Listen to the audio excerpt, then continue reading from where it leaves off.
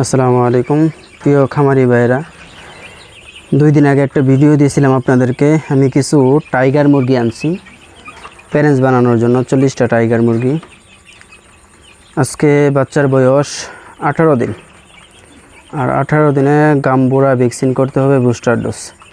এই জন্য আমি গাম্বুরা ভ্যাকসিনগুলো করব, প্লাস আসলে গাম্বুরা ভ্যাকসিনগুলো কীভাবে করে এটা আপনাদেরকে দেখাবো ইনশাল্লাহ। এই ভিডিও করতে গিয়ে আমার সহযোগিতা করবে আমার এক ভাই, ইনশাল্লাহ ভিডিওগুলো দেখবেন।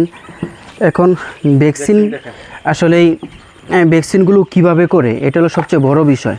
আমরা ভ্যাকসিন করতে গিয়ে অনেক ভুল করি। আচ্ছা ভাইজান, ক্যামেরাটা ধরেন, আমি দেখাইতেছি। এই জায়গায় সবচেয়ে বড় বিষয় হলো ভ্যাকসিনটা যখন আনবেন, দোকানদার আপনাকে কি করবে, ঠান্ডা পানি বা বরফের সাথে মিলাই দিবে মূলত ভ্যাকসিনটা। এই জায়গায় ঠান্ডা পানির ভিতরে দিবে, যাতে 7 সেলসিয়াস তাপমাত্রার যদি উপরে ভ্যাকসিনের তাপমাত্রা চলে যায়, তাহলে ভ্যাকসিন আপনার ঠিক থাকবে না, ভ্যাকসিন নষ্ট হয়ে যাবে। এই দেখেন, আমি একটা ন্যাকড়া নিছি হাতে। কেন ন্যাকড়া নিছি হাতে এটা আপনাদেরকে দেখাবো, ভিডিওটা যেন লম্বা না হয়, এই জন্য খুব সংক্ষিপ্তভাবে আপনাদেরকে দেখাবো। এই দেখেন বুস্টার ডোজটা, হয়তো রাত্রে ক্লিয়ার বোঝা যাবে না ভ্যাকসিনটা, এটা হলো মূল ভ্যাকসিন। আর সাথে সাথে এই পানিগুলো কিনে আনতে হয় তাদের কাছ থেকে, কারণ কতটুক মাপে পানি লাগে এটা অনেক সময় আমরা বুঝি না বা বুঝতে পারি না, এই জন্যই লাগে। স্কিপ করেন।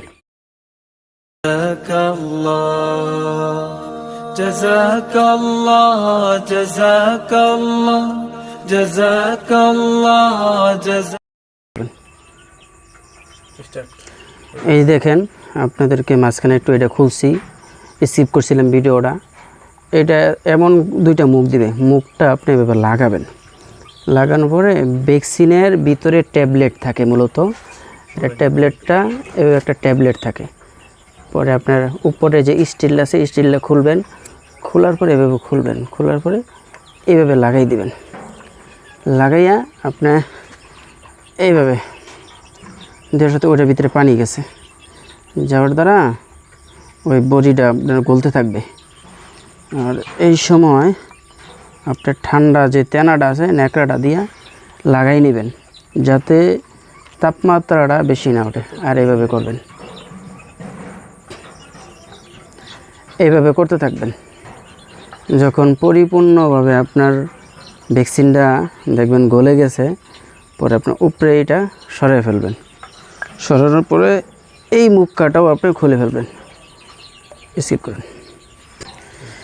এই যে মূলত আপনাদের যে ভ্যাকসিনটা তৈরি করা, এটা হয়ে গেছে। এখন আমার ভ্যাকসিন ছিল এটার ভিতরে, এটা দিয়ে গুইলে আমি এটার ভিতরে নিয়ে আসছি।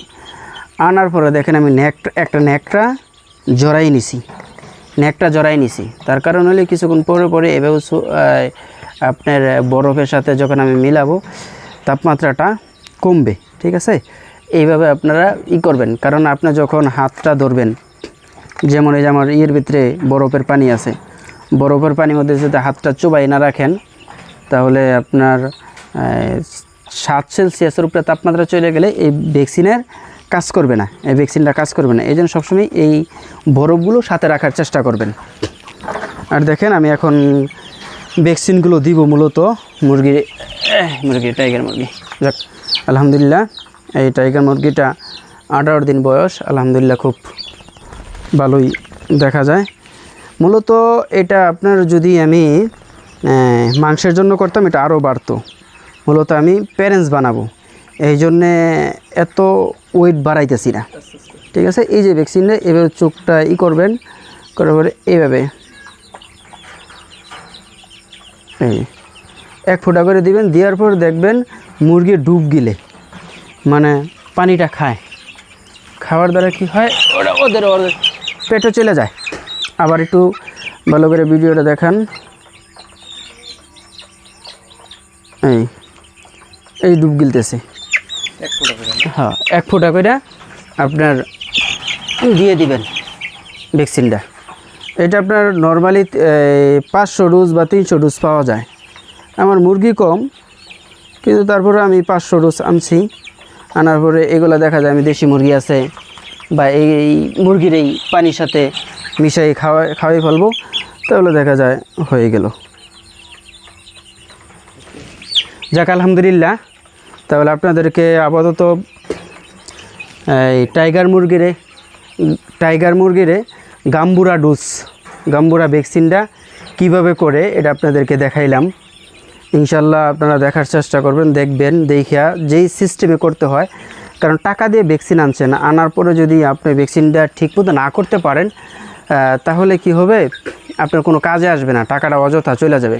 এই জন্য ভিডিওটা স্কিপ না করে ভিডিওটা দেখবেন, দেখে ভ্যাকসিন করবেন। ইনশাল্লাহ আশা করি এই ভ্যাকসিনের ফলাফল অবশ্যই আসবে।